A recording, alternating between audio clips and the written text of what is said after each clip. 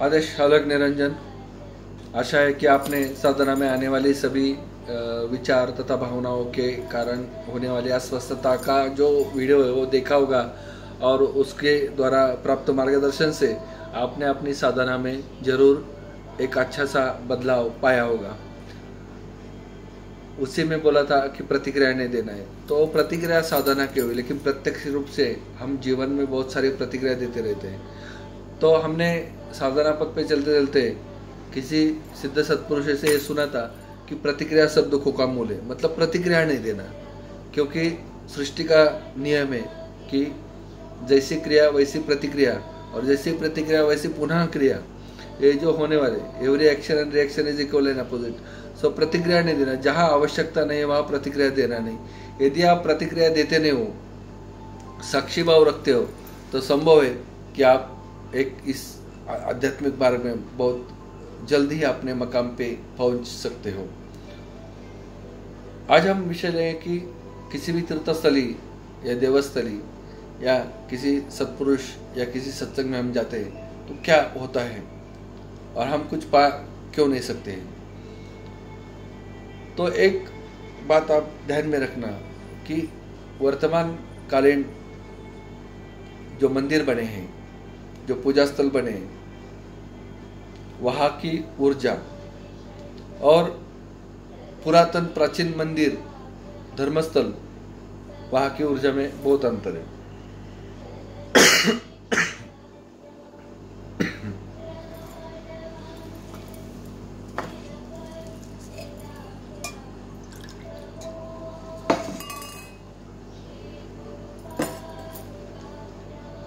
ऐसा क्यों है?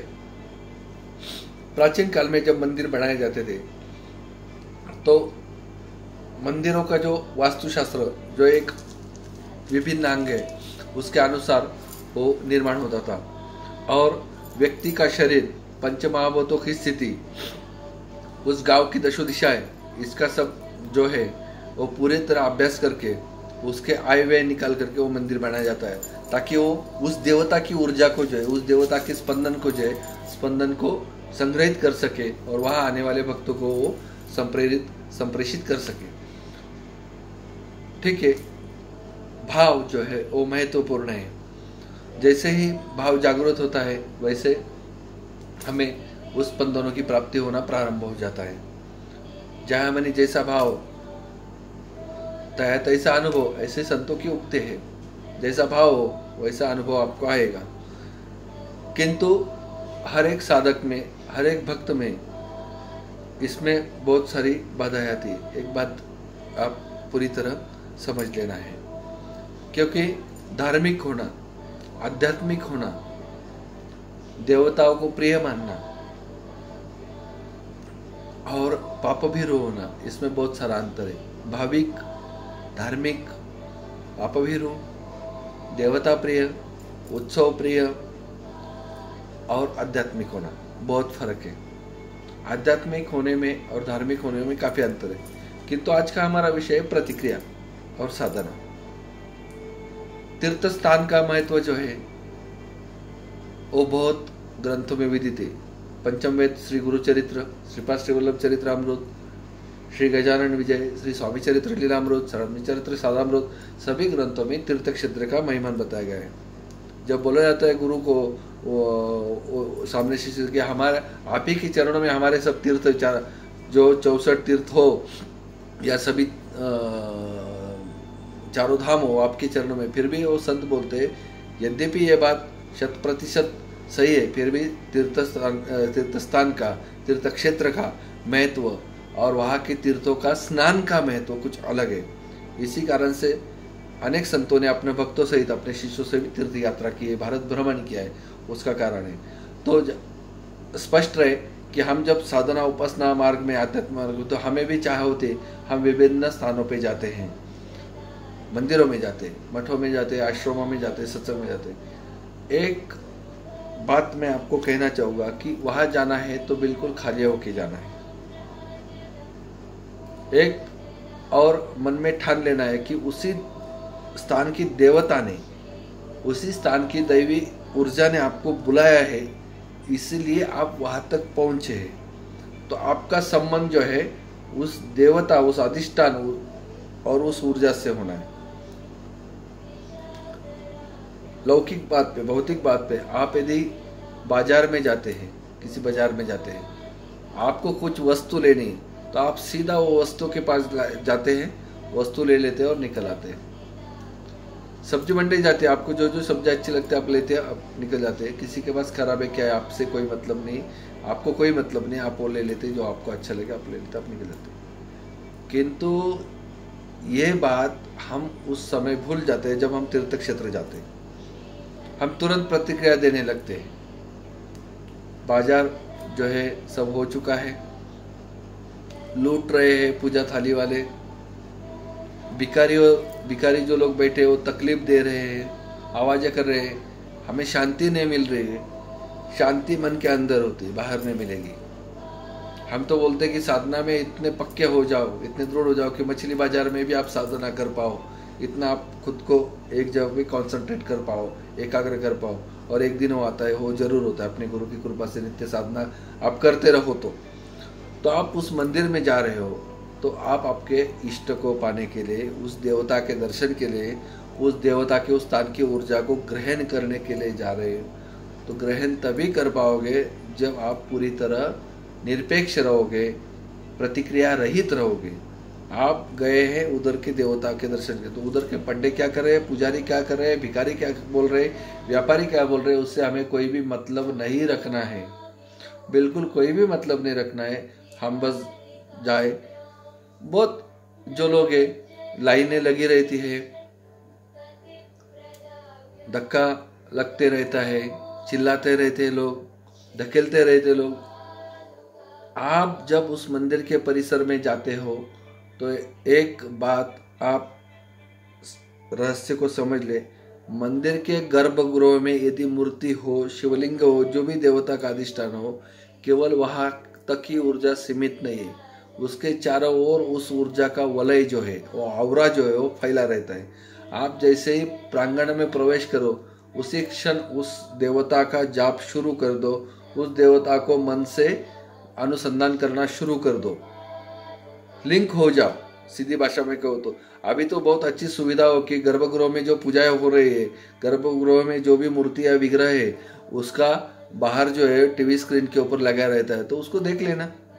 और चलते चलते लाइन आगे सरक रही है, लोग कुछ बीच बीच में घुसे जा रहे हैं, घुसने दो, हमें कोई प्रतिक्रिया नहीं। उस परिघ में, उस ऊर्जा के वलय में हम जितना देर ज़्यादा रहे उतना हमारा ही लाभ होने वाला है। तो आप बस जाप करते चलो, उस देवता का जो है वो स्मरण करते चलो।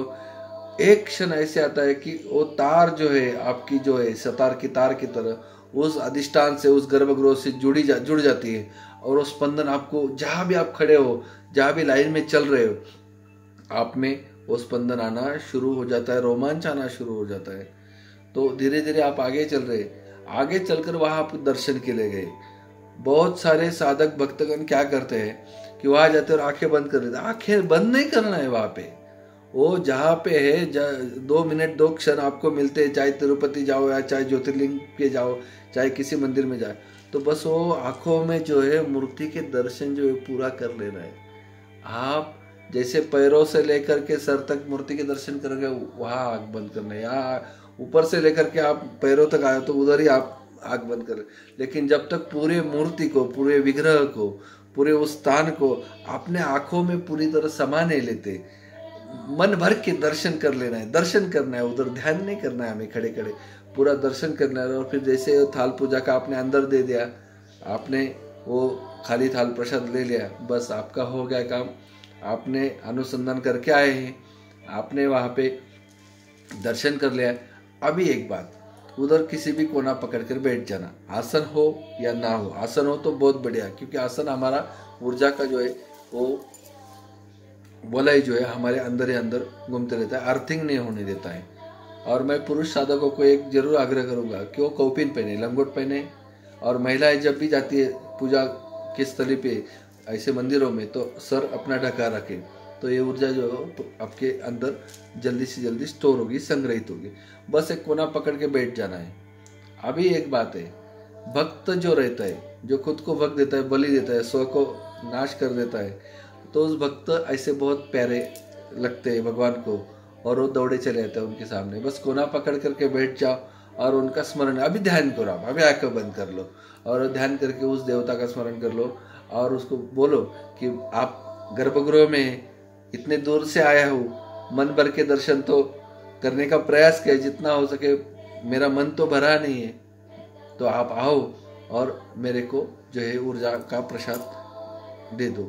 तो कुछ क्षणों में वो गर्भगृह से जरूर ऊर्जा के स्वरूप में बाहर आएगा और आप अंदर नहीं जा सकते तो किंतु वो बाहर आ सकता है और आपको अनुभूति देगा। ये मेरा स्वयं का हर एक तीर्थ क्षेत्र का अनुभव है। इतना ही नहीं, जिन जिन साधकों को मैंने ऐसे बोला कि आप अंदर नहीं जा सकते तो वो बाहर आ सकता है, तो उन साधकों ने अनुभूति ली है। आप भी जरूर लीजिए। प्रतिक्रिया नहीं देना है किसी तीर्थ स्थल पे। पत्रम पुष्पम तोयम, फल फूल जो है वो अर्पण करना है, उसको देना ही क्या है और दे भी हम क्या सकते हैं। जिसने सूरज चांद जैसे दिए तैयार किए उसको हम क्या घी का तेल का दीपक जलाए। अगर चंदन के वृक्ष जिसने तैयार किए उसको हम क्या एक धूप की बत्ती जलाए, वो तो कृतज्ञता है। देना है तो हमने स्व को देना है, अपने अहम को देना है और फिर सोहम को ना जगाने का काम गुरु करेगा। जब तक आप अहम नहीं दोगे, अहम का त्याग नहीं करोगे, अहंकार का त्याग नहीं करोगे, तब तक सोहम नाथ जगेगा नहीं। और सोहम सोहम, जैसे आपने देखा होगा कि बच्चा जब रहता है रोता है माँ के गर्भ से बाहर आता है तो कोहम कोहम ऐसे आ जाते, कोह कोह ऐसे। तो कोहम मतलब कौन हूँ मैं, कौन हूँ मैं। जैसे बच्चा सवाल पूछता है कि माँ को मैं कौन हूँ, तो मैं कौन हूँ, तो सा मैं ये हूँ। यहाँ तक का सफल प्रवास जो है, जो सदगुरु आपको वो आप कौन हो ये ज्ञान देने के लिए आपसे साधना करवाते। साधना मार्ग पे डटे रहो, प्रतिक्रिया मत दो और जहाँ जहाँ भी जाओ वहाँ से भर भर के ऊर्जा बटोर लाओ। अपने कण कण में कोने कोने में उसे स्टोर करो, संग्रहित करो और आने वाले आपकी जो जनरेशन है, वंशज है आने वाले, उनके लिए, उनको अच्छे मार्ग में चलने के लिए, उनको प्रपंच और परमार्थ साध्य करने के लिए उस ऊर्जा का संग्रह उपयोग में लाओ। और उस साथ ही जब आप साधना करते हैं तो आपके जो पितर है, जो आपको पूर्वज है, उनको भी वो लाभ होने वाला है, उनको भी आगे चल के सब जो सदगति पाने के लिए उनका सहयोग हो। तो अपने पूर्वज और अपने वंशज और अपना निजी जीवन, इसको पाने के लिए साधना पथ पे डटे रहे, आगे चलते रहे। प्रतिक्रिया नहीं देना है, जो है उसी में हमने उससे अनुसंधान करना है। आपको हर एक तीर्थ क्षेत्र में ऐसे स्पंदन प्राप्त होवे, आप इसी तरह से दर्शन लेवे, इसी तरह से वहाँ पे साधना उपासना करें और उस क्षेत्र की अनुभूति आपको प्राप्त हो, ऐसी शुभकामना और आशीर्वचन। आदेश अलख निरंजन।